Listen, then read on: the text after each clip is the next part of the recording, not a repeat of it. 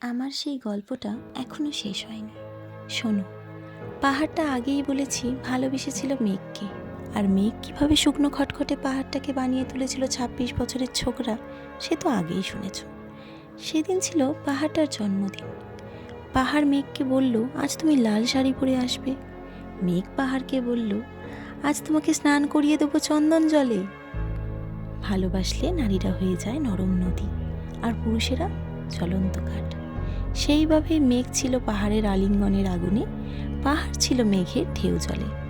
হঠাৎ আকাশ জুড়ে বেজে উঠল ঝড়ের জগঝম্প। ঝাঁকড়া চুল উড়িয়ে ছিনতাইয়ের ভঙ্গিতে উড়ে এলো এক ঝাঁক হাওয়া। মেঘের আঁচলের টান মেরে বলল, ওঠ ছুরি, তোর বিয়ে। গল্পটা এখনো শেষ হয়নি। বজ্রের সঙ্গে মেঘের বিয়েটা হয়ে গেল ঠিকই, কিন্তু পাহাড়কে সে কোনোদিনই ভুলতে পারল না। বিশ্বাস না হয়তো চিরে দেখতে পারো পাহাড়টার হাড় পাঁজর, সেখানে থই থই করছে শত ঝর্ণার জল।